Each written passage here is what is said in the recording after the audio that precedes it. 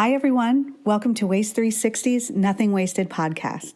On every episode, we invite the most interesting people in waste, recycling, and organics to sit down with us and chat candidly about their thoughts, their work, this unique industry, and so much more. So thanks for listening and enjoy this episode.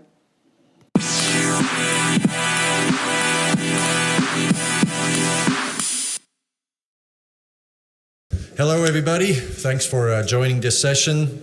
This is the session, Nothing Wasted, War on Plastics. My name is Felix Hottenstein. I'm the sales director for MSS Optical Sorters, and I will be moderating this session for you. And to go on with this panel, I would like to introduce you our panelists. And we have Susan Robinson. She's the Senior Director of Sustainability and Policy at Waste Management. We have Meghan Butler. She is Vice President and Chief of Staff at Recology. And we have Chaz Miller, who is on the board of the Northeast Recycling Council. I will read the individual more detailed bios once before they start speaking. So we'll start with Susan.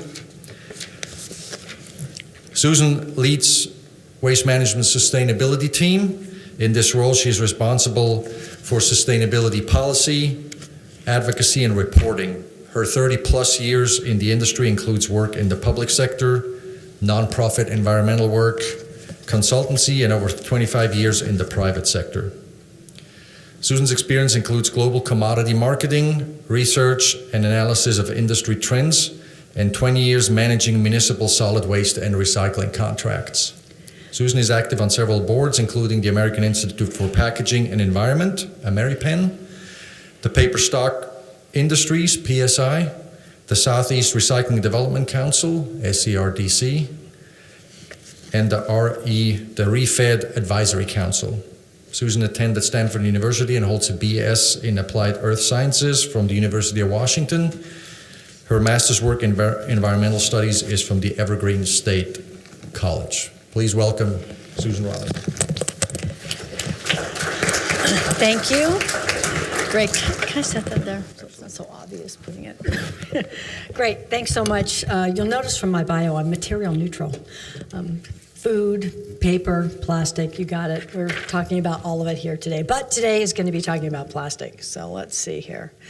All right. Recyclers' complicated relationship with plastic. So it really is, right? So we really don't like films, and we really don't like flexibles coming into our Murphs. They pose lots of problems for us. But right now, we really love plastic bottles, jugs, jars, tubs, and other rigid plastics. The commodity value is really high.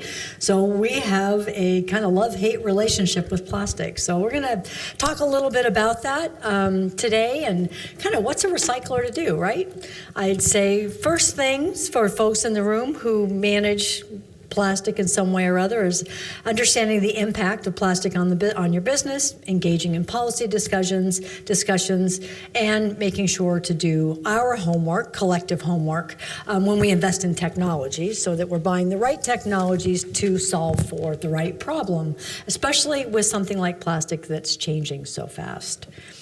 So I thought what I'd do is just start out with kind of some of the top policy or the top trends that impact recycling. So there are a record number of recycling bills that were introduced this last year at the state and federal level, about a half a dozen federal bills. And I think also many state pieces of legislation, everything from bans to mandates to EPR, et cetera. I think what's really important about this legislation in context of our dialogue today, a lot of it is really being driven by pressure on elected officials to do something about plastic. Yes, plastic and packaging, but I would say very, very specifically, it's about plastic. There's really so much pressure on politicians that they're introducing bills. Many of them are passing out. Sometimes they are moving through the legislature very quickly without really much consideration for debate on the subject. Next, recyclers are investing in technologies, both to process plastics, but also to really improve their overall recycling facilities to be able to move material more efficiently. And finally, markets are adjusting. They've evolved. We were, even in the middle of COVID, we had times when we were at just all-time lows. We are at very high market conditions today. So we're really seeing a shift in the markets. And plastic is really, I'll talk a little bit more, get into a little bit more detail about what's going on with plastic markets. I like to say plastic makes up 12% of the waste stream, 12% of the waste stream. Actually, I think it's the other way around. 3% of the recycling stream. 3 million tons of plastic are recycled in the U.S. each year, compared to 45 million tons of paper. Plastic is driving almost 100% of the discussion, though. We spend more time at our company talking with people about plastic in particular. It's a disproportionate amount of the dialogue, considering what a small percent of the overall waste stream that it is. So for the past several years, we've been spending a lot of time dissecting our waste stream, our recycling stream, and what's going on with plastic. We've been asked by investors what we're going to do to solve for the plastic problem. We've been asked by other companies how we can help them. We're asked by our customers what we can do with plastic.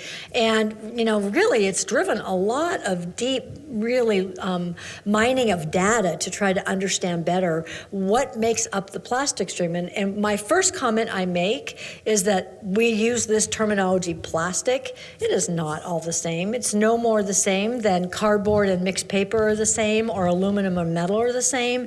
Every single type of plastic really is different.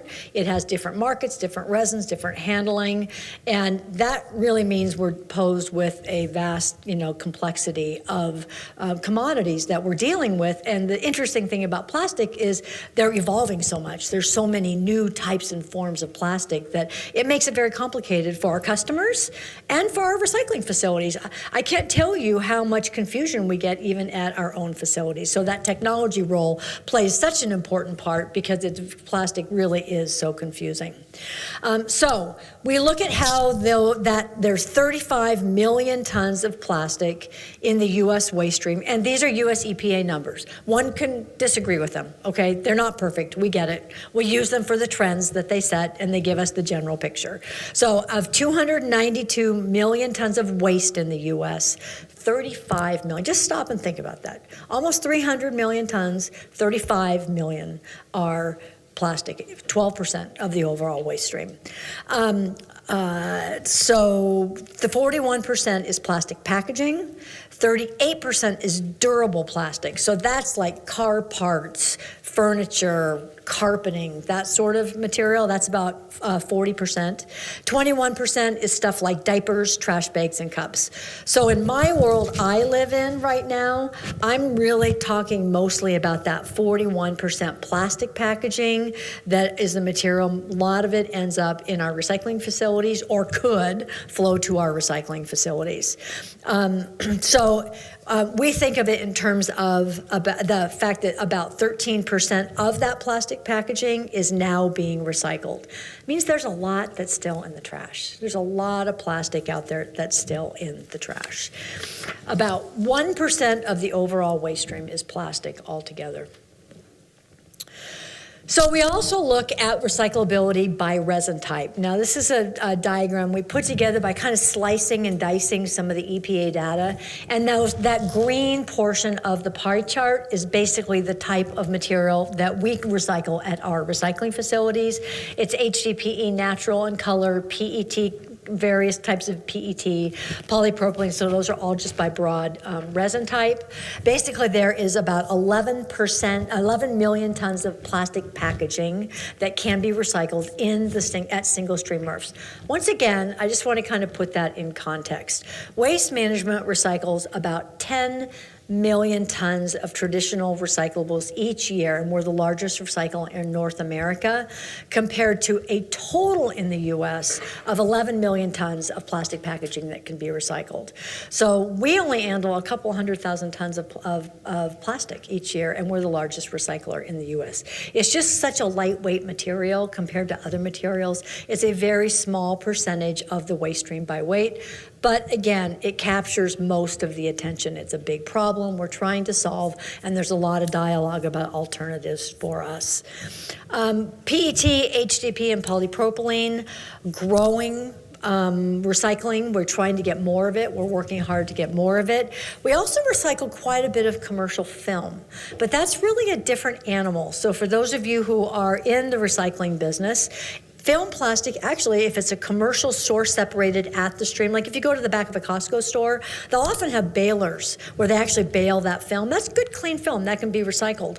But when you put a film bag into your recycling cart at home, it has a high surface area, so it picks up moisture and dirt, and it's virtually unrecyclable. There's really no market for us with it. So again, not only do we have different grades of resin that are really different products, commercial clean materials, very different than residential film going into a recycling cart.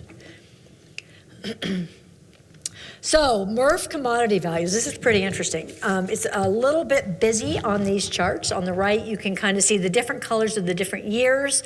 The blue on the left is 2018. The green on the right is where we are so far that's the upper chart, where we are so far in 2021. And look on the plastic categories, you can see virtually they are all up, some quite dramatically, especially HDPE natural, versus you can see on some of the other end of things, less of an increase on some of the other commodities. But certainly right now, plastic is something that is just off the charts. It is basically 4% of our Murph sales by weight, but it's 30% of the commodity value today. So we actually, at Waste Management, we set out about a month ago on a social media campaign to try to encourage our customers to recycle more plastic. We really want more bottles, cans, jugs, and jars in the recycling stream. So something we've worked very hard on. Let's see. I'm going to talk a little bit more. So HDPE, PET, and polypropylene are 4 of the top commodity values that we have in our facilities right now. And you can see on the bottom left there, on the bottom right, the difference between plastic and fiber from a percent of the stream versus the percent of the value there. There we go. Let's see here. I'm pushing the wrong button. Okay, plastic markets and pricing. Let's talk a little bit about what's going on with markets and pricing. There are 4 factors primarily driving current market demand. I think this is pretty interesting. One, we've been told this was coming, and we're seeing it happen. Brand owners have made goals and commitments, and especially when it comes to HDPE, they are buying that material and they're driving up the price. They can't get enough supply to meet their demand, and they're driving up the supply, particularly with natural HDPE. It's called, I've heard a couple people refer to it as the natural kind of, the common donor. And so there's really, you can use it in any kind of HDPE, so it's a very popular kind of resin. There's also new capacity, and there's ramping back up. As pre-COVID, people are really producing more, recycling more. There's a lot more activity and demand to make more stuff. We've got tight virgin and high virgin resin prices, interestingly enough, due to the Texas kind of electric meltdown, or freeze down, I guess I should say, that we saw this winter. It damaged a lot of the facilities making virgin resin, so there's a little bit of a shortage of virgin resin. So that's really driven up the demand for post-consumer. And finally, we're starting to see more regulations driving more requirement for post-consumer plastic in different states, California in particular, really driving some activity there. The other thing I'd say is we've got a lot more work being done in the Murph world to try to process that material more efficiently. We are on our 6th Murph we're building right now, just in the last 3 years alone, and we're also upgrading our facilities. So recycling facilities are putting a lot of money. We're on our 4th year of $100 million a year in technology investment in our facilities. There are a couple of reasons for that. One, we need to become more efficient. As we have more plastic in the waste stream, in the recycling stream, it's more expensive to process. So we need to do that more. You have to process more material to get the same amount of weight. So it's more expensive to process. So we want to use more technology to do that. We have what was I going to say? We have more quality requirements. We're selling to domestic markets that are requiring very high quality. So it's really incumbent upon us, and with these high values, to make these investments to really be able to maximize and optimize the commodity value of plastic materials. Trends in plastic recycling. I actually pulled this together from some work that the company did internally, and I pulled it onto one slide because I thought it was pretty interesting just to kind of look at what trends we're seeing as a company. We're big enough, they probably apply broader than just our company. I always say we're probably pretty representative of what is going on out there. Okay, PET is over 50% of all Murph plastics, and from 2019 to 2021, it increased by 10%. I know in this last fall, where are we now? Last fall, we had a couple of months where we sold more PET than we have ever sold in the history of the company. So more PET being consumed at home coming into single-stream Murphs, which makes some sense.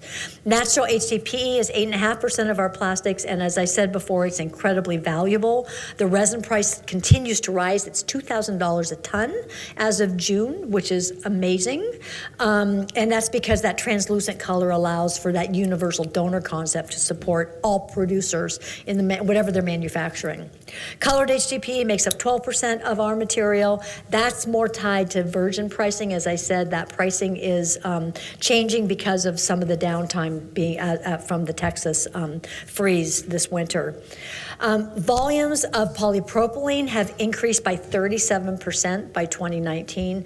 Now, if you haven't paid much attention to polypropylene, it's a very small percent of both the waste stream and the recycling stream, but it's very high value and it's growing. It's a really good type of resin that it really is functional, so there's a lot more of it being used, so more being manufactured. And it has a very high value. So it's a really, I say polypropylene is a really good story of commodity value and demand driving recycling. It's what's supposed to happen, quite frankly.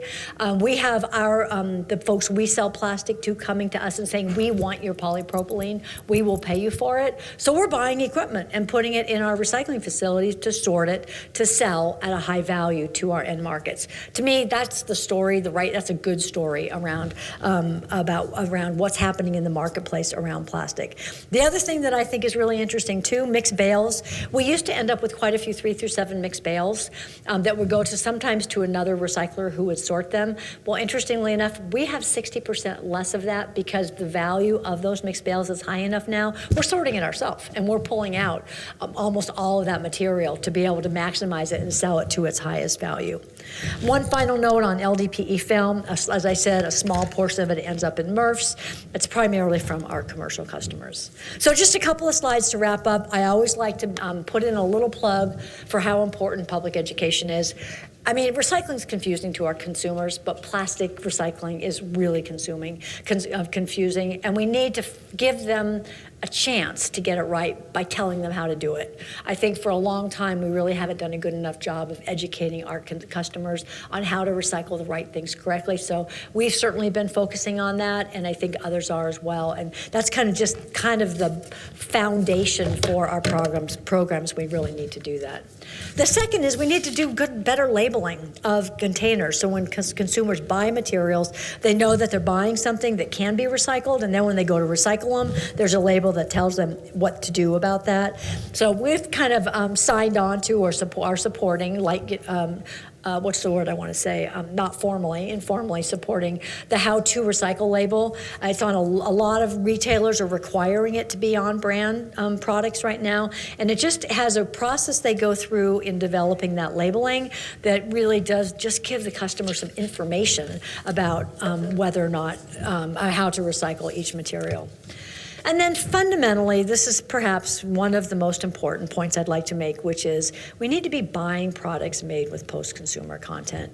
This is something we've really been promoting, and I think about this often. Imagine if every government entity or every large corporation like ours makes a commitment to buy products made with post-consumer content. We indeed did that a couple of years ago. We actually committed to the APR's Demand Champions program. We're buying our carts made with post-consumer resin collected in our recycling programs, our residential recycling programs. We're also using uniforms that are made with PET. So this is one we support, post-consumer content legislation, when it's well written. We think it's an important component of driving stable, strong recycling programs. With that, I'm going to just highlight a lot of words here. I'm going to wrap up and just kind of make a couple of contents. The domestic recycling industry is resilient. It's really coming back. It's getting stronger. We're investing markets. We're investing in demand and in technology. The other thing we need to remember is that national and state climate goals are increasing pressure to do more, and really our industry is impacted by that. Again, we're sort of investing in technologies. States and local governments are adjusting to programs that are really looking at market realities. We have several states that are making harmonized lists, so something to keep an eye out, and that will help a lot, I think, with our plastics programs. Post-consumer content matters. We're shipping to domestic markets. We're no longer exporting. Waste Management and other companies have made commitments to not export residential plastics. The final thing I'll say is around new technologies. So we have technologies at the Murphs that we're investing in. You hear a lot about new technologies to handle plastics. We believe that they are coming. They are not commercialized yet. So we have a little bit of I always say we have a tense problem. We talk about them as if they're there. They are being developed, and there's some great solutions probably for many different kinds of plastics. So we need to keep an eye on those, and then we need to make sure that we grow supply and demand together. So with that, I will turn it over back to you. Thank you very much.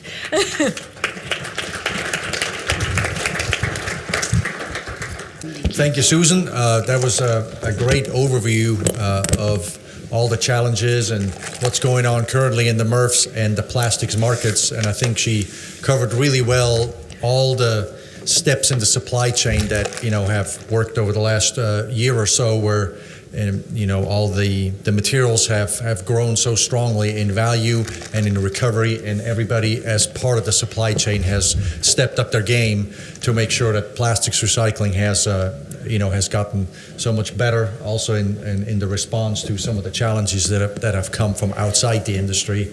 I see several faces in the audience too that are part of the plastics recycling industry. Susan mentioned the Association for Plastics Recycling, the APR. We are as MSS are a member of that as well.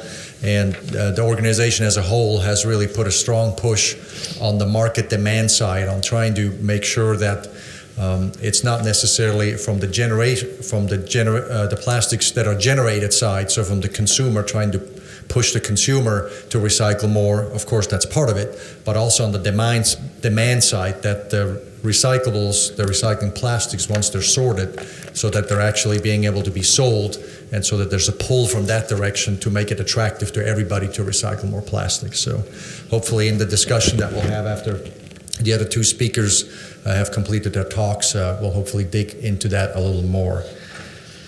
The next speaker is Meghan Butler. As I mentioned, she's the Vice President and Chief of Staff for Recology. She joined Recology in 2010, and in her role, she oversees Recology's strategic initiatives, growth strategy, innovation efforts, merger and acquisitions activity, and manages the company's sales and marketing department. Meghan was a 2019 recipient of the Waste 360's 40 Under 40 Award, and currently serves on the board of the Renaissance Entrepreneurship Center. Prior to joining Recology, Meghan attended the University of California, Berkeley. Everybody please welcome Meghan Butler.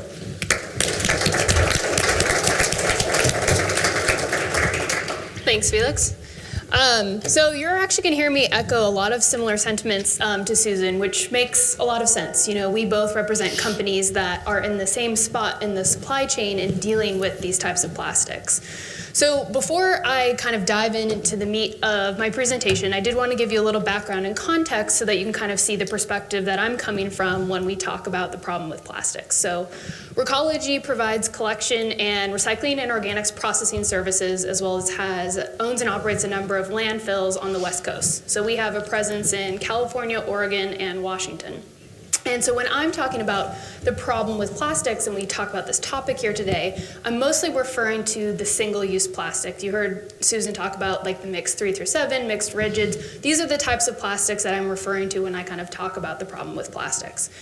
And I'll be talking about from the perspective of how those plastics really impact the infrastructure of a recycler processor, as well as our marketability to be able to really create a product that has true value, and then talk a little bit about the solutions that we see that have potential to addressing some of these problems. So I'm going to keep it very, very high level, so not as to bore you with talking about all the same things that Susan just mentioned, but also as an opportunity to leave a lot of question and answer, because Susan and I, for companies like ours who are recyclers, we talk all the time about what these impacts are, what the problems are, what potential solutions are. And so my hope is too, and why I'm excited about this panel, is to hear from you as plastic recyclers, as potential producers, as manufacturers, in solutions that you see in dealing with the problem with plastics. So, to dive right in, when we talk about solutions, one of the things that comes to top of mind when we talk about these single-use plastics is really how do we incorporate them so that they function properly in the circular economy.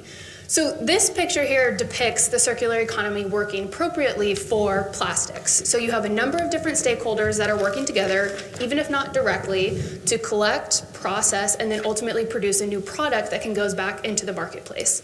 This works well for the high-value plastics, the PET, the HDPE, the polypropylene that you heard Susan mention before as well. And so Recology, as do many other recyclers, represent one stakeholder in this process by being the collector, the hauler, and the primary processor to then produce the raw materials as plastics to stakeholders further down the supply chain that eventually create that new product that goes back into the economy. And so as we talk about the problem with plastics is we need that collaboration across that whole stakeholder chain in order to be effective in creating this working circular economy for plastics. Now, to elaborate a little bit more on what this means is here's some data from our material recovery facility that we operate in San Francisco. Echoing what Susan had mentioned earlier too, is plastics is a huge topic of conversation, but for all the material that goes through that facility, only about 5% is what is actually plastics by weight, but 22% by volume. So plastics are very lightweight, and although they only encompass about 5% of what we're processing, they take up a lot more time and attention for a couple of different reasons. First is the time and attention that's needed when it comes to handling with our machinery and our infrastructure. The problems that these single-use plastic, the flimsy, the flexible, the film, the problems that they cause in terms of maintenance, and they don't function properly in being able to separate and clean that material. And then the second portion of that is the marketability. You know, you heard Susan talk a lot about that earlier. It's a huge important concept because without a valuable commodity, we're not going to be able to effectively and cost efficiently recycle. So again, this system, the circular economy and what we're handling works very well for most of the materials that we touch. However, because of plastics and their variety in sizes, shapes, and forms present unique issues. There's a couple of different ways that you can approach this when you're trying to find a solution, and one is technology. So Recology, similar to many other Murphs across the United States and internationally, have made really significant investments in the infrastructure when it comes to technology to be able to create a higher quality product. Again, to be able to source separate better, clean it better, and create something that has value in the market.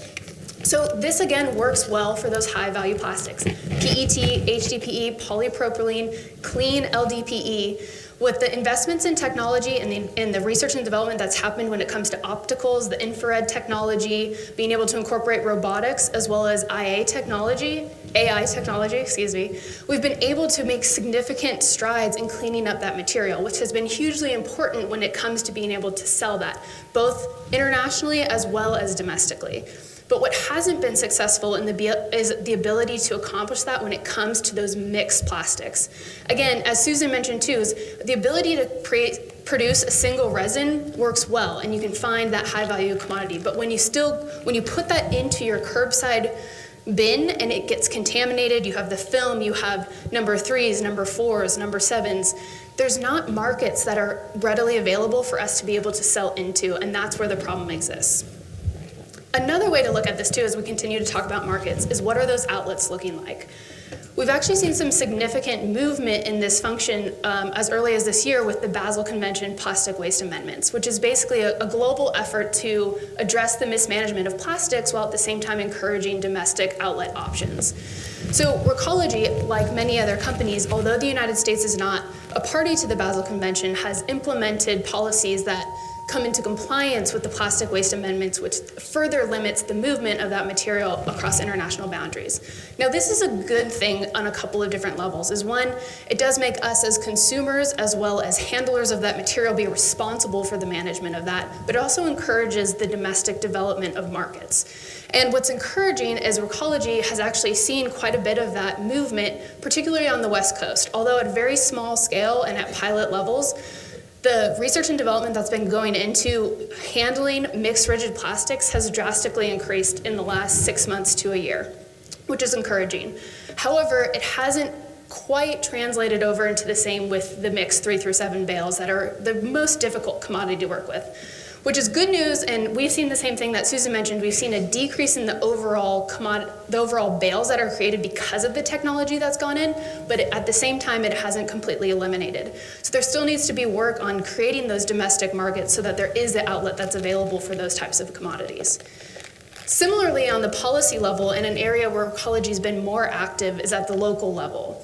So with the California Plastic Pollution Reduction Act, which Recology helped to qualify for the November 2022 ballot, is an effort to look at this holistically, from a holistic solution. We talk about the supply chain all the time and the number of different stakeholders that need to work together.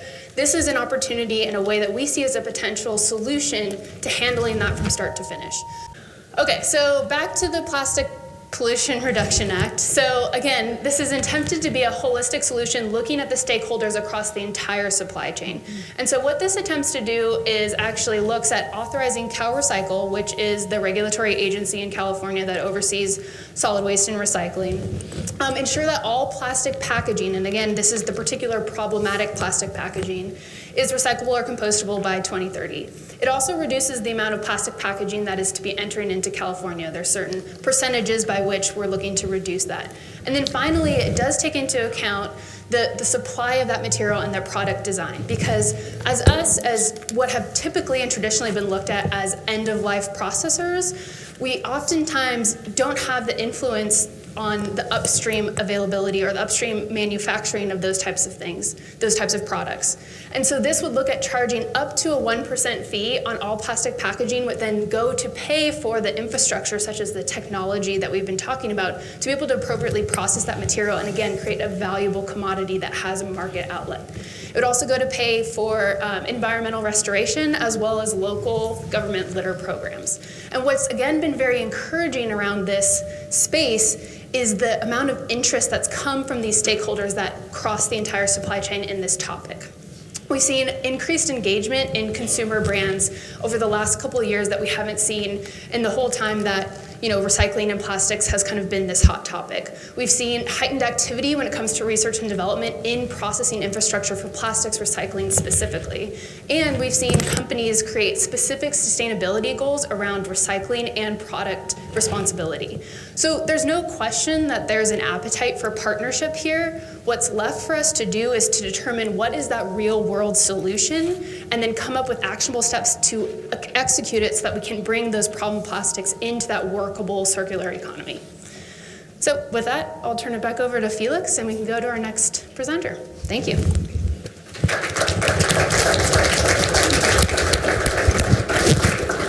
Our third speaker is Chaz Miller, and his career in waste and recycling has spanned for 4 decades with stints in the US EPA Office of Solid Waste, the Glass Packaging Institute, and the National Waste and Recycling Association. He testified on waste and recycling issues at congressional and state hearings and spoke at conferences throughout North America. He was a plenary panel speaker at the UN Zero Waste Conference in Tokyo and spoke at a paper recycling conference in China. He is a member of the Maryland Recycling Network Board and an ex officio member of the board of the Northeast Recycling Council. Everybody welcome Chaz Miller.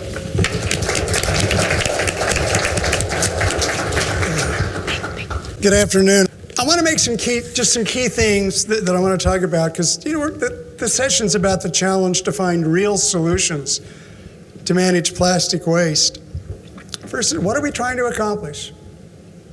What's the point when we deal with plastics, recycling in general and plastics in particular? We know that recycling, you can do it to save resources, whether it's natural or dollars. You can do it to diminish disposal. You can do it to lower greenhouse gas emissions, or maybe a combination of the above, except those are not compatible goals. Recycling programs clearly save resources. The data is irrefutable. They also cost money. They always have and they always will. Very simple reason. Recycling trucks will never be as productive, as efficient as a garbage truck. You can squeeze garbage all day long. You can't squeeze recyclables. And the more plastics you put in, the more air you're adding to that truck, which is not very productive. We know it leads to less disposal. But the reality is, if you want less waste, whether you're talking about packaging food or upstream waste, do more plastic packaging. The increase in plastic packaging has clearly displaced heavier packages, prevented food waste, and saved energy. Lower greenhouse gases? Absolutely we do that through recycling, but there's a lot of variation of the data depending on the individual material. Nonetheless, do I love plastics? After saying some fairly nice things about it, and I neglected to point out its impact on greenhouse gases, tends to lower it if you look at it upstream to downstream. The problem is all those advantages have led to a product that's very easy to abuse and is easily abused. The second thought, we need to stop confusing policy with people. This is a great time to be a policy wonk or a lobbyist, because there's a lot to be done. The problem is policy does not recycle. It's the people in this room and the other 330 million Americans out there who actually recycle. We may or may not respond to policy. And frankly, policy advocates and elected officials are absolutely infatuated with the belief that they have a magic wand or magic metrics and people will salute and do what they're told by the latest passed policy. You know, I'm from Oklahoma. Believe me, people don't do that. It's just as true whether you're in New York or California or even in my very, very blue Maryland suburb.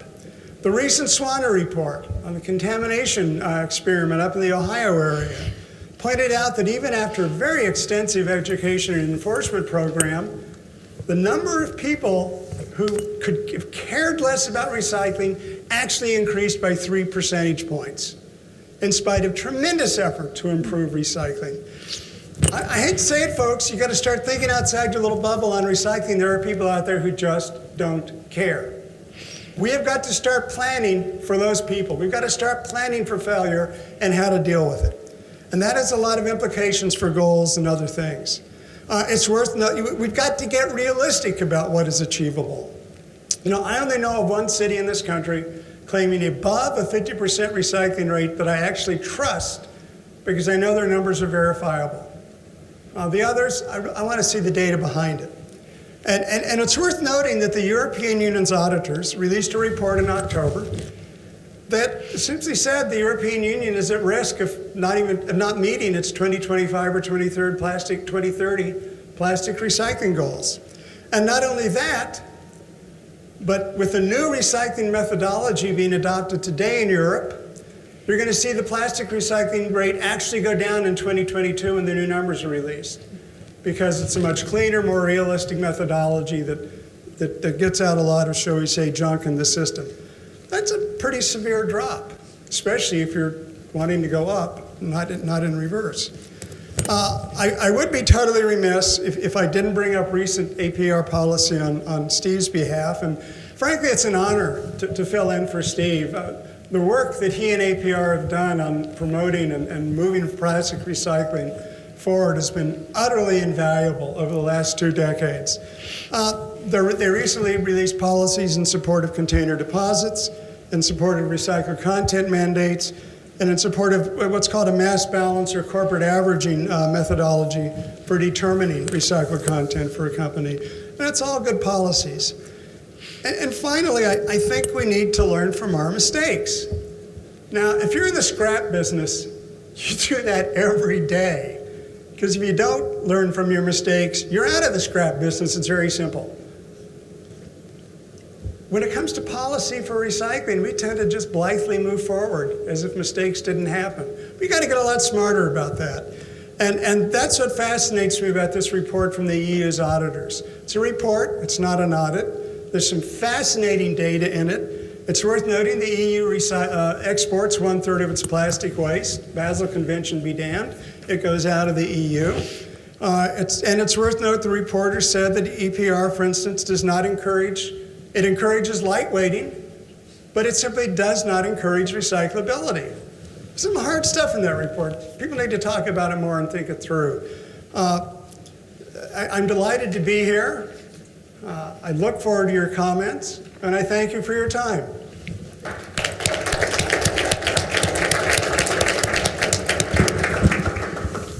Thank you, Chaz.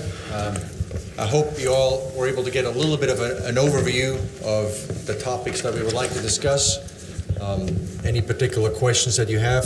One of the things I wanted to maybe discuss a little bit from most of the slides, what you saw, and some of the comments that you heard, I think mostly focused on, the recovery, and as far as the recycling end is concerned, more the mechanical recycling. So the actual, when we talk about the plastics, the granulating, the washing, the maybe pelletizing, whatever other process that's behind it, that we would consider under the umbrella of mechanical recycling. One of the things that we haven't really heard much, that when we talked about the lower grade plastics, or the more mixed plastics or more difficult plastics that are not the main PET, HDPE, and polypropylene, and maybe some of the commercial film, is chemical recycling.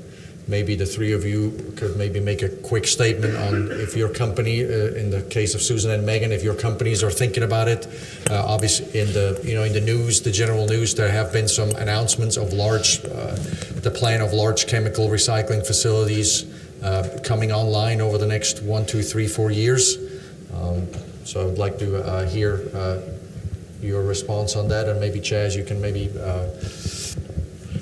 chime in as well. Go ahead, you start off. On that area, what you have seen, and Yeah, just a quick thought. I was at EPA in the mid-'70s. That's where I got my start in recycling. And I remember at meetings of the Resource Recovery Division, you'd hear about glycolysis or methanolysis or pyrolysis all being the magic solution to garbage. Well, it didn't work for a number of reasons. The good news is that plastic is a much more homogeneous, much less heterogeneous project. But we still have yet to see if these systems work. I have a lot of hope for them. I don't lose any sleep over the idea of non-mechanical recycling. If it works, that is absolutely great. I think, frankly, the biggest problem with these processes is not the technology per se, it's the supply of raw material. Where are we going to get it? And where are we going to get it so they can turn it into new products? And that's, I think, the big question. Mm-hmm. And I can just briefly add to that, because we actually have invested in some companies in the past, and are approached often about different technologies. And I guess I'd say this, we've kind of talked about it in a couple different terms, and we're very interested in following. We're trying to be agnostic, I would say, and recognize that there may be different solutions. I think Chaz brings up a really important point. We look at the whole system. Mechanical recycling, there's commodity value for the materials, and we're sending it at the highest value. That's probably going to make the most sense for most of the material that we're handling right now. We kind of recognize that. Again, stay staying agnostic right now. Mechanical recycling certainly is, for most of the material that we're currently handling, the most economically viable solution. I think often about films and flexibles and what we're going to do about films and flexibles. It's really a whole different world when it comes to them, and that's where I think some technology will be critical for us to be able to solve for that. I think we do need to talk about how we can make that circular. I think the other thing that Chaz points out that I have thought a lot about is the supply side. First of all, how do you get it in that source economically? Economically is really, really important here. 2/3 of the cost of recycling is the collection, and that collection component is really critical when of the whole system. How do we get enough volume to support those systems? How do we move it through? And then something I've learned from my 15 years, almost 15 years now, looking at new technologies is the black box that recycles it, we may not give it the quality that it wants when it comes through a curbside program. So how do we make sure that we're matching up correctly the technology with the feedstock itself? So we have, I think, opportunity, huge opportunity. We're, as I said, for the third time, agnostic, staying agnostic, but we have to understand the economics and the technology limitations and the realities of those, which is why we probably haven't seen that commercial scale solutions to date. Yeah, I was just going to add from Recology's perspective, I'm in agreement with both Chad and Susan. The jury's still out on chemical recycling for us. It's been something that has drastically increased in conversation over the last 3 to 5 years. It's something we're interested in learning more. At risk of, beating a dead horse, supply is for sure a concern. I think you heard a number of us talk about, the collection of these types of plastics, but particularly the lightweight, again, back to our San Francisco example, 5% by weight of what we touch, 22% by volume. That's not efficient collection. So how are we going to be able, what does potential regional facilities look like? What is the yield of the process? Recology is always looking at kind of from the whole life cycle of it. So what does it take to create? What are you getting? And is there a market? But I think anyone in this room agrees that there is something that needs to be done for these lighter plastics, these low-value plastics. And so chemical recycling is something that we're going to continue to keep our eye on, but right now isn't something that we're willing to jump both feet in on. Mm-hmm.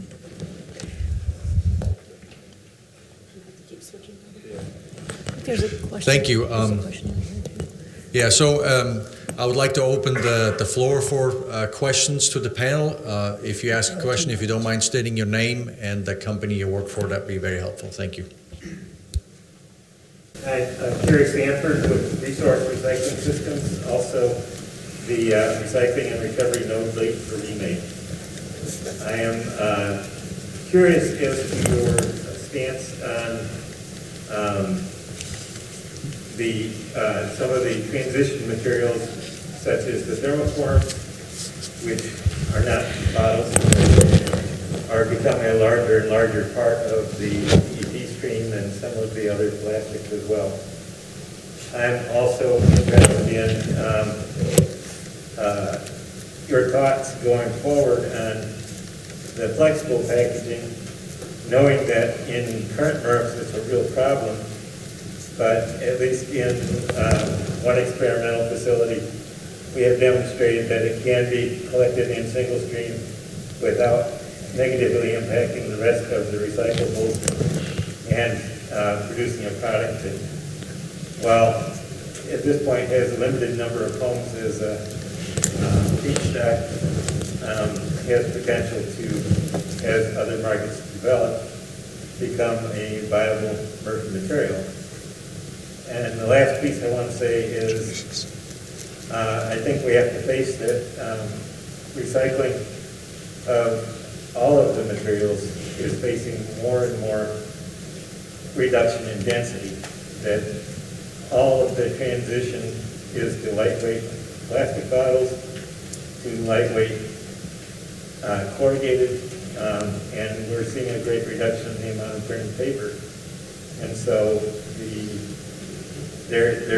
we have to face that there is a transition that's going to be occurring, and investments need to be made to accommodate that. Mm-hmm. Sure. So I'll kind of take your last one first and offer to my other panelists as we kind of go down the list of questions. When it comes to density and lightweight material, I mean, I think all of us up here would agree with you, and that's what we've seen in the trend, particularly over the last couple of years, and particularly as the manufacturing of that becomes more economical and faster and more efficient. I think, at least I've noticed in my conversations, that particular issue coming up more and more often when we talk about different EPR structures and how do we potentially look at appropriate funding to ensure that recycling can remain not only efficient but cost effective, because there are so many benefits to it.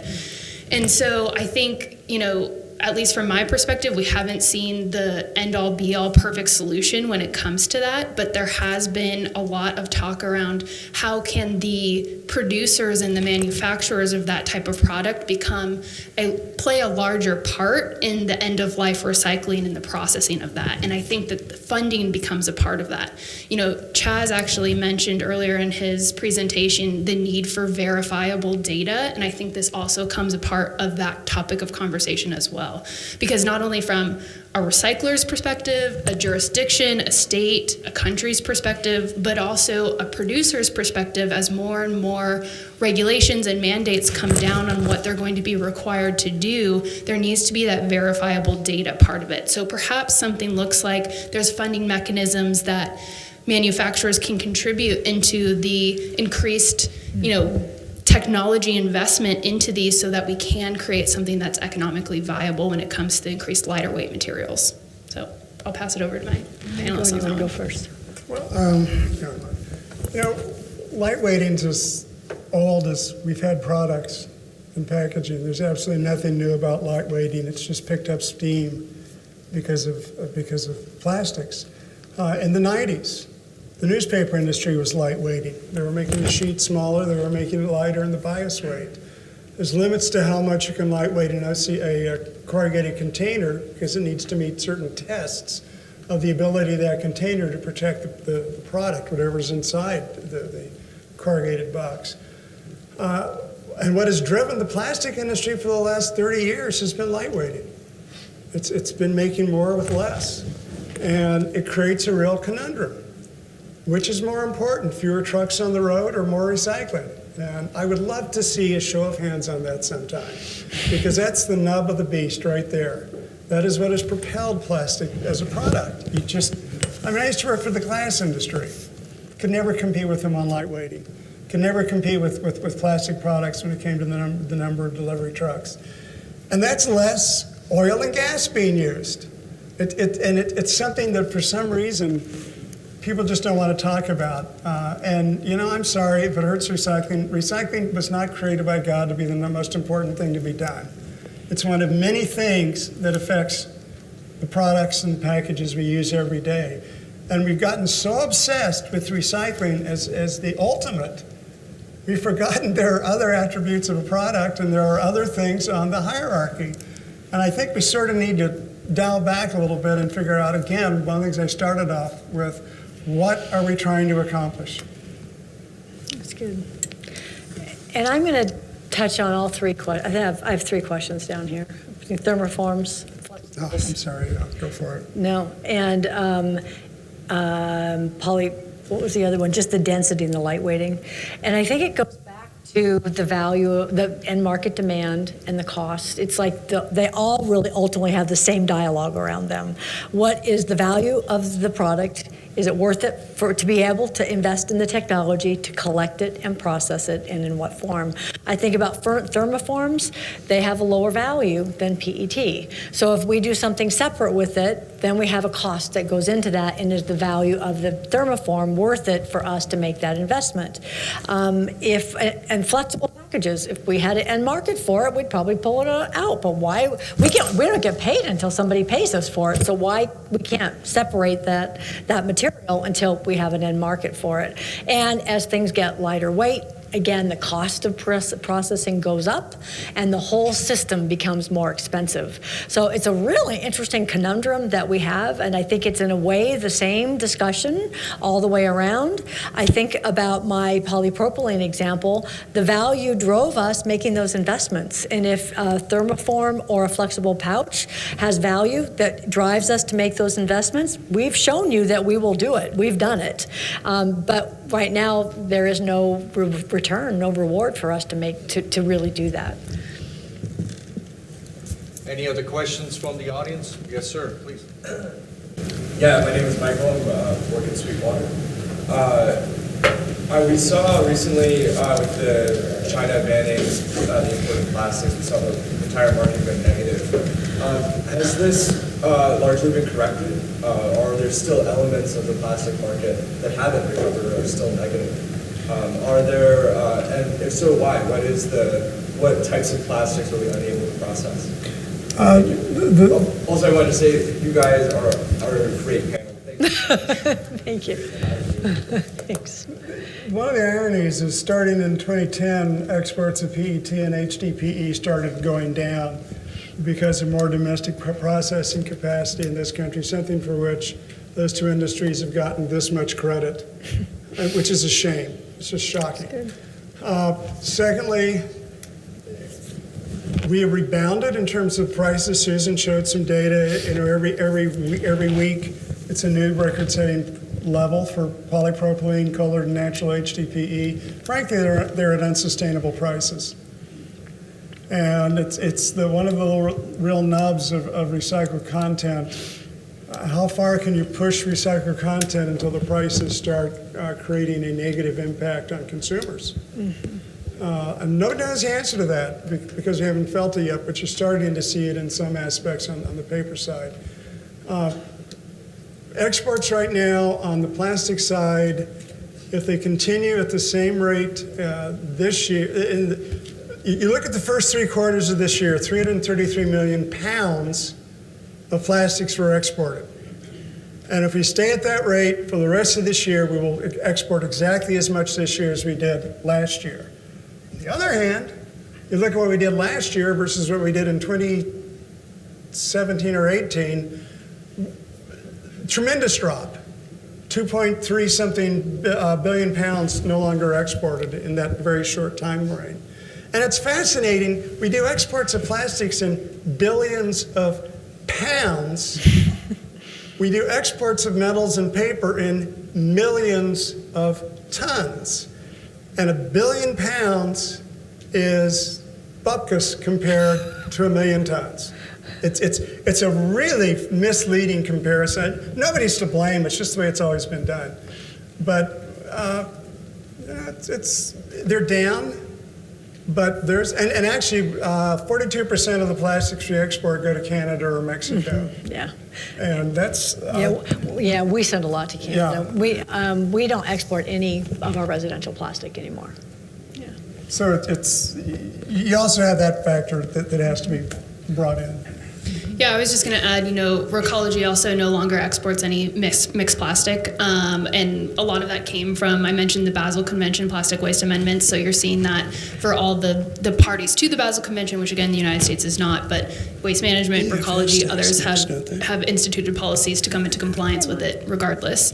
The only thing I wanted to add to what Susan and Chaz are saying is just, I think we're going to continue to see demand in the increase in domestic markets. I think China National Sword was the start of that. It led to actually quite a lot of positive improvements, particularly in Murph processing technology that has resulted in much higher quality commodities, which is a great thing. And I don't think it's going to be limited to plastics. I think you're going to see it happening with a lot of our other commodities that are handled, and there's going to continue to be that push to create those domestic markets so that we can keep, the circular economy more local to where they're being produced and where they're being used. Sir, you wanted to ask a question earlier? I did. Good afternoon. Jim Ferguson with Stericycle, and love the panel. Susan and Meghan, Chaz, it was great. Very educational. You talked a lot about technology and how it's changing and investing. I think you said over $100 billion every year for the next 4 years. Meghan, you mentioned it as well. Can you just elaborate, what's technology? Is it just, hey, we're going to good for you. renew our old plants and bring them up to speed? What are you talking about when you mention technology? Thank you. Go ahead, go after you. So the specific technology that I was referring to is all in the mechanical realm. And so it's enhancements to our existing infrastructure to be able to process that material. So, to kind of distill it down to specific examples, it's enhancing and adding to our optical sorting capabilities and technology. So the increase in the infrared ability and the visuals, the robotics, we've seen a huge increase in our quality control when it comes to AI technology that never forgets and is able to learn, which also provides a lot of flexibility as we potentially and hopefully maybe see some changes in the production.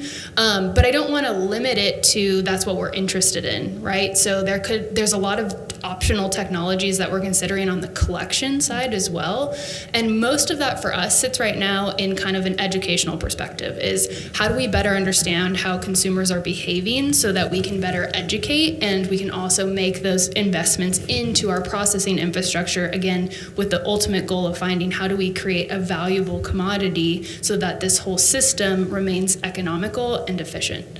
So, Susan. Yeah, I don't have a lot to answer to that, to add to that. Also, mechanical recycling for the most part, a lot of optical sorting, quite frankly. We're building new facilities, and when we do that, we put in all the newest screens so they have less chance for things to get wrapped around them. A few differences in the technology, but it's really the newest technology that is much more adapted to the current waste stream, to more of the plastics. I can go into some of our older Murphs, and you can't even see the container line because they're built for paper. They're built to handle paper. I had one, I did a whole Murph tour. This was only 5 years ago, I think. And I came out and I went, wait, where's the container line? All I saw was paper. So really the newest Murphs are really, originally built to handle this mixed material coming in. And we're then taking all of our existing facilities and we've been slowly upgrading those as well. So it's some of both. We have, 6 new ones, some really interesting ones, quite frankly, that handle some residual materials, some that handle very much commercial and organics materials, some really interesting facilities, particularly on the West Coast, and then this new tech, and then upgrading our existing MRFs such that we will, by 2023, we will have upgraded all of our facilities such that 97% of all of the tons that we manage from single stream programs will be moving through the most upgraded facilities. So that's a lot of the tons that are collected right now in single stream programs, and we have a cadence and a capital investment program to continue to make those investments. That's one nice thing. We don't just do it once, then walk away for 10 years. There's always looking at what we need to be doing to adapting to that changing waste stream. And I'm glad Susan brought that up, because the reality is that the changes in technology, and Felix can attest to that from his company, are just so spectacular. Personally, I think within 5 years, any MRF that goes online today is going to need a lot of new equipment, because there'll just be so much advances in technology, driven by artificial intelligence, driven by discoveries of better ways to do the robotic arms, more effective ways to collect them. So, your comment is just so spot on. You don't just upgrade a MRF and walk away from it for 2 decades. You upgrade a MRF and come back in 5 or 6 years and go, what do I need to change? Mm-hmm. And where can I fit? And they're getting modular. Am I right about this, Felix? So it's a lot easier to switch out. And you're not looking at tearing down the whole MRF just to stick new stuff in it. The one other thing I was just going to add in terms of technology is a lot of our efforts have also been looking at data collection. So when it comes to what we're processing, how much of it we're processing, where it's going, and being able to report that data so that it's verifiable to our customers, to our states, our governments, et cetera. So that's one other large area of focus that I think technology is going to have a huge role to play. And along that line, again, as an equipment manufacturer ourselves, it's not only the data that you mentioned on the back end. Once you're done sorting the material and you generated this many bales with this particular quality that you're generating, it's also while you're running the facility and while you're sorting in real time is what the newer, smarter MRFs are able to do. And whether that's on the paper side or, again, for this panel, mostly on the plastic side, the systems are getting smarter. And obviously it costs money to do that, but the information coming out of it is whether, again, after the fact, once you've sorted all the materials or while you're running in real time, so that you can find challenge areas in your system, which, as everybody knows who's been through these plants, occur all the time. So the quicker you can find problem points in your system, whether it's a simple level sensor that tells you when the bunker is full, or more sophisticated sensors, whether it's the optical sorters that monitor the material composition as it's coming out, and okay, now all of a sudden there's way too much plastic contamination on your paper line, or vice versa. So as the systems get smarter, it'll improve your capabilities and make smarter decisions while you're operating as well, and make the overall process a lot more efficient. Are there any other questions? Otherwise, one of the things I wanted to maybe you could. One right over there, I think. Yes, sir. Sorry. I'm Mike Wilton, Bay Area Trash Compactor. Thank you guys for doing what you did and speaking about what you do. Since we all have to handle this material all day, every day, and we're swimming upstream of the flood of supply, what responsibility do you feel the packaging industry has?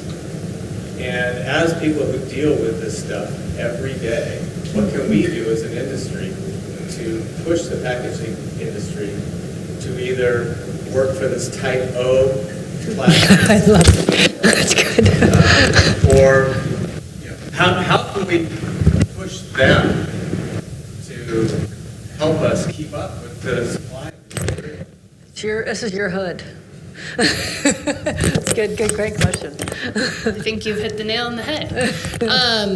I think it's an excellent question, and I'm not sure anyone has a great answer on how to do it, because it almost feels like those of us at the lower end of the supply chain have been screaming about this for quite some time, and it seems the level of influence that we have, isn't equal to how loud we feel we're yelling. One of the reasons that Recology put so much time, effort, and funds behind the plastic-free California ballot initiative is try to get at exactly some of that, right? Is why shouldn't the manufacturers and the producers have equal stake in how this material is handled and ultimately processed and where it goes? And why doesn't that stake include financial stake? And so one of the ways that we're looking at this is the potential tax that's associated with it. But we're not necessarily saying that that's the end-all be-all solution or the only one. But I think at least Recology is in complete agreement that there needs to be equal stake and equal representation and equal participation from the producers. I'm not exactly sure how to execute on it, but I think listening to the ideas that are coming out of here, trying to engage in more conversations, and what I said earlier is so true, is we have seen such an increased engagement in consumer brands and corporate sustainability goals specifically around responsibility for the products, that it's something that we need to take advantage of, and we need to make sure that now that the conversation is open, that we're able to get some of those solutions and see what we can make happen. I don't have anything to add. It's really easy to say it's all the producer's fault, but we buy their products. And they make products for a host of different reasons and to meet a host of different attributes. And personally, recycling is not the most important of those attributes. It's protecting the product, it's making sure the food remains safe, and make sure the food doesn't go to waste or go bad. One of my pet peeves with packages is I've got arthritis. I know exactly what my hands are going to look like in a decade, and it will not be a pretty picture. I'd like a cap that I can open easily. Frankly, that's a bigger priority for me. I find flexible packaging devilishly hard to open, much less to close. And there's just a lot of considerations. And instead of saying it's all up to the producers, it's all up to X, Y, or Z, we need to focus in on what we want to accomplish and then what's the best way to get to that. And frankly, when it comes to EPR, I'd beware of monopolies, because functionally that's what EPR is, and the last thing I think should happen to recycling in this country is to be given over to a small group of packaging companies who know nothing about recycling. And that's a really dangerous place to go. And that's the Okie in me speaking. We have one more question. I think then that'll conclude our session. My name is Dave Roval. I'm with National Energy.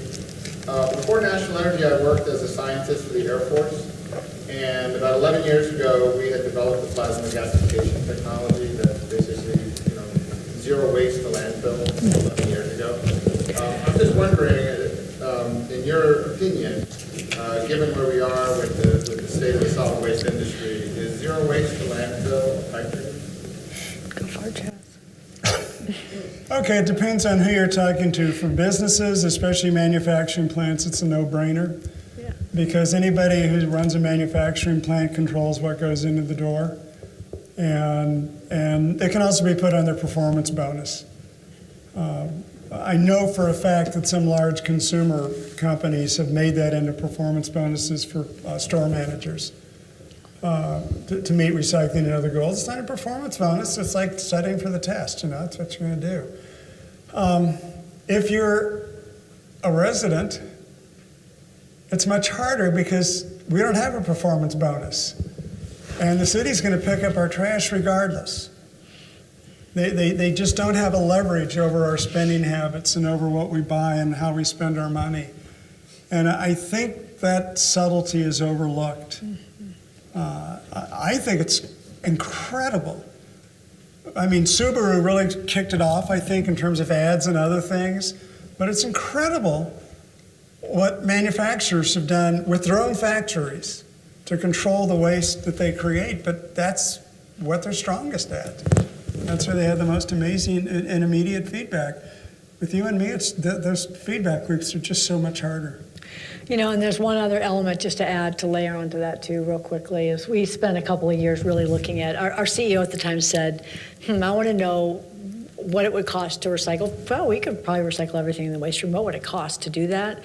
So you layer on top of that the cost, and especially for a very mixed municipal waste stream, the cost becomes so high so quickly that really it doesn't really make sense to try to do it. And especially when we go back to some of Chaz's comments on what's the goal, what are the environmental attributes that we will be achieving at some point, that cost value equation just doesn't work. So, I like it. It's supposed to be off. I think that means we're done. So anyway, so yeah, I think we need to be realistic too about where we want to spend our money and where we get the best environmental bang for the buck. That was good. That was supposed to be my job. Anyway. All right, I think we've come to the end of the session. I appreciate everybody coming in and trying to listen and hopefully learn something from our three panelists. Thank you so much, and hopefully we'll see you out on the exhibit floor tomorrow at some point. Thank you. Thank you. This is fun.